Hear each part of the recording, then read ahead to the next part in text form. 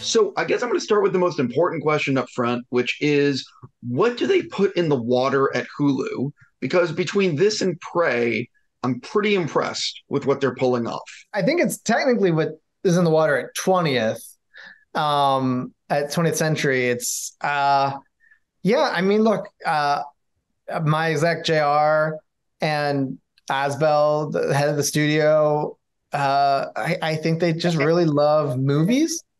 Um, and I think they really like taking swings. And I mean, we could talk about this all day, but I think it's a time in our industry where I think things need to be a little left of center for people to notice. And I think they've really embraced it. I think that's why Prey is so good, is that it's a straight, it's exactly a Predator movie, but it's not in a way that you would have expected or seen coming. And I think that's what Trachtenberg is so great at. And I'm just playing catch up. If we get frozen again, just keep talking. Because did you freeze? Okay.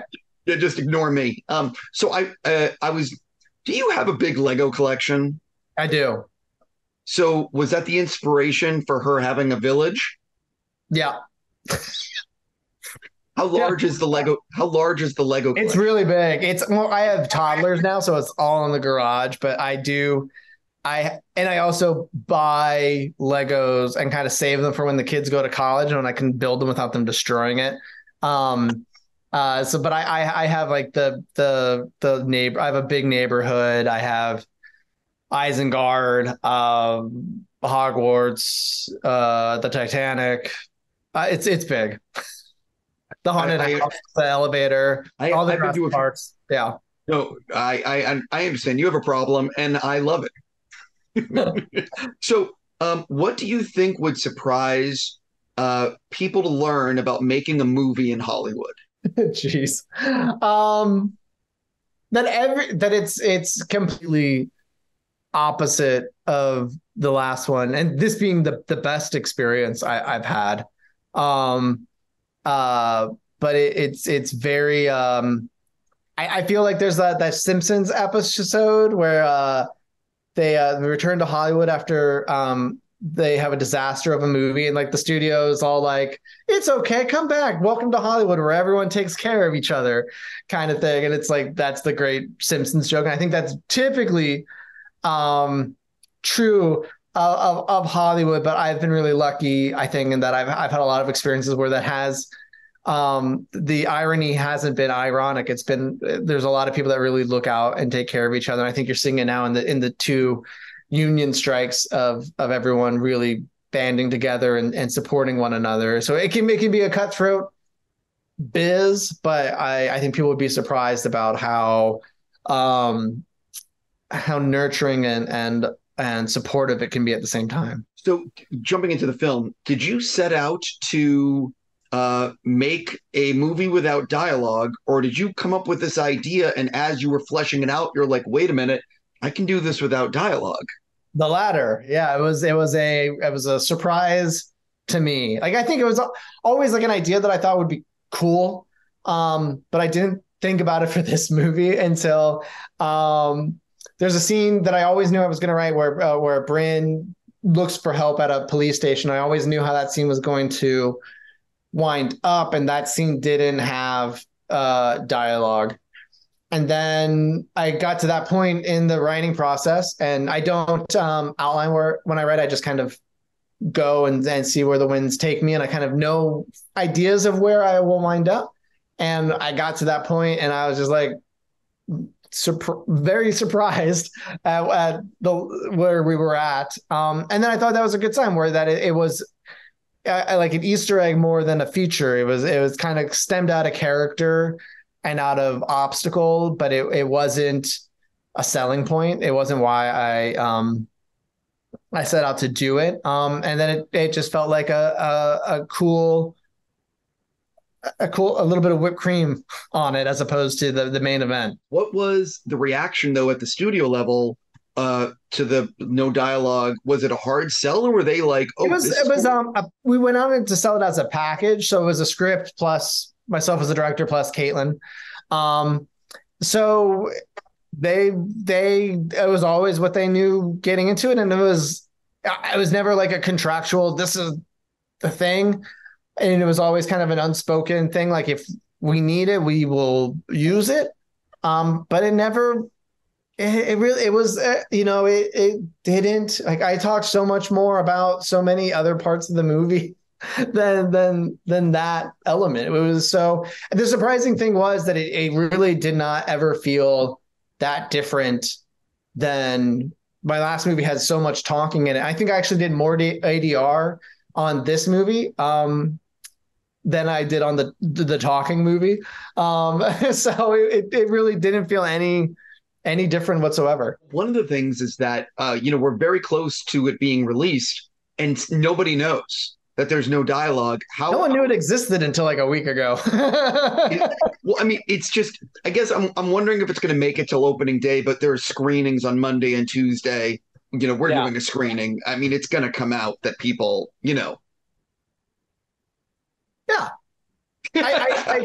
I have no, it's for everyone else now. It's like, I hope, my goal was always that it wasn't the coolest thing about the movie. And that it's a cool part of the movie. But it's, we're able to pull it off because we have a lead performance that's absurdly good. And I think it's more, for me, it's more about Dever being an insane actress than it is about, no talking or whatever. Listen, I completely agree. The no talking is the cherry on top of everything else. Yeah. But it's a very tasty cherry. It's a tasty cherry. Yeah, it's we'll see how the next week goes. We'll have a lot of fun on Tuesday. Yeah. Oh, 100%. So was it always this title, or did you almost have something else? I never almost had anything else, but it took a really long time to come up with this title. Like I'm trying to remember if when we sold it, it had this title or not. I think it did. It didn't have another title though, but it was, for a while, it was just like, I know I was showing the script to people with no title for a long time. It just said written by Brian Duffield on the title page. And then there wasn't another contender ever. And then I can't remember why this one popped into my head. But then once it did, it was kind of like, oh, that's really thematic and on point. And I remember the downside of having a movie called Spontaneous is that it was impossible to find out anything about the movie because it was such a generic word. And so there was a part of me that's like, it needs to be like a little bit of a combination of words that wouldn't be too common on Twitter. And so there's that element too. But I also like that you could do like a 50 style poster with it. And for a little bit, I debated having the exclamation mark at the end, but it didn't feel like it was the right tone of the movie. But so no exclamation mark, but I like that it had like a kind of a 50s sci-fi vibe. You have learned also the art of SEO and Google, because when you have a title that is also other things, it is very hard to rank on Google. I know, and I always, when there's bands that like have like really like air, like exactly. I'm like, who's finding, like, you have to air band, like it seems so hard, and so this was nice in that I was like, it's a common enough. It's not like the most esoteric title, but it's a little less common than a one word title. No. 100%. So we haven't spoken, but I love talking about editing because it's where it all comes together. So how did the film change in the editing room in maybe ways you didn't expect? There's a really big one you should ask me on Tuesday night. That's very, very spoilery, but very funny too. And then beyond that, I had a really wonderful editor, Gabe Fleming, and that what I love about an editor is that they're able to like they make the movie their own, and they see the movie and what it should be, and in a way that you can really argue. And not that I was butted heads with Gabe, but like it was great to have that extra force that was kind of like, I really feel like the movie is telling us that we could lose this moment, or this scene needs to be bigger. I'm not feeling what I need to be feeling in this scene.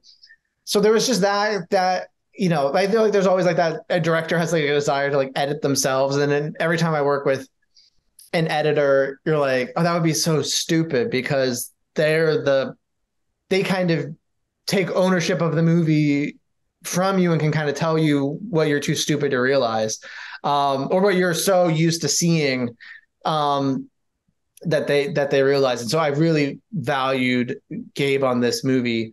And I think for us, it was just trying to make it as relentless as possible, like really like edge of your seat, hold your breath, but also give Kaitlyn and Brynn the space that you're never, like she never feels like a rag doll that you're just kind of bopping around the movie, that you're like, this is a really full dimensional, interesting character that I would probably watch in a movie without aliens. But she just happens to be in this really terrible situation. So kind of figuring out how to really keep that pace going, but also giving Kaitlyn the space to be Kaitlyn. And you're like, you have one of the best actors alive. Like, you don't want her just running and screaming for 80 minutes. You want to see that character that she's building.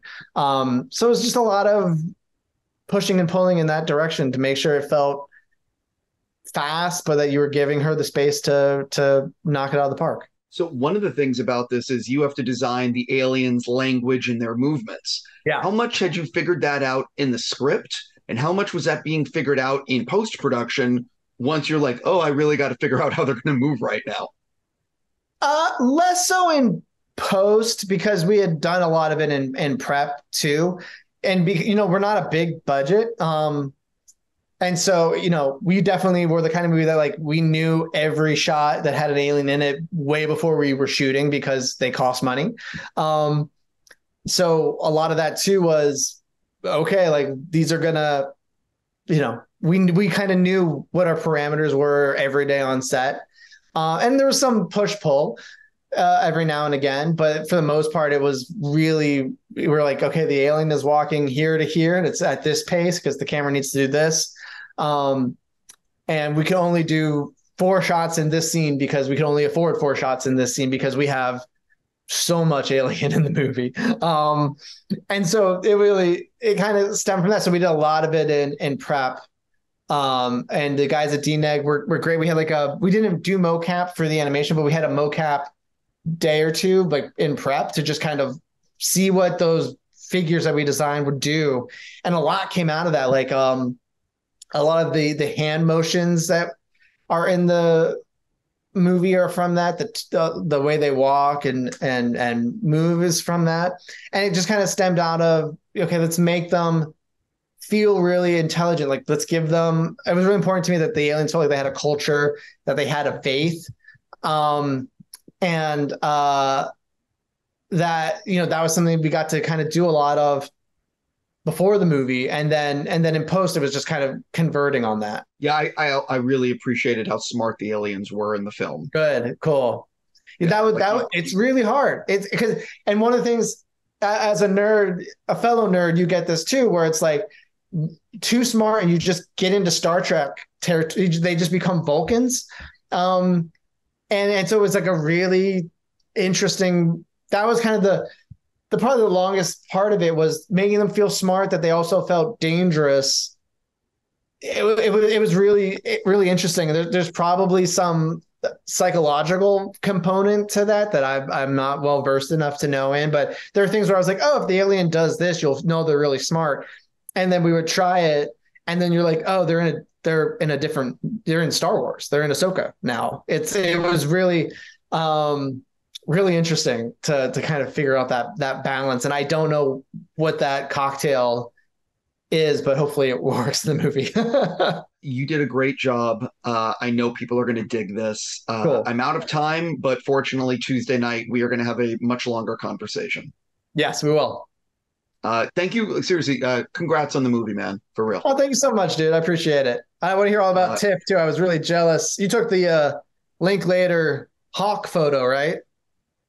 yeah, I haven't posted the. They're gonna kill me, but I haven't posted the good photos. That was like just a bullshit photo of me with Linkletter and Ethan.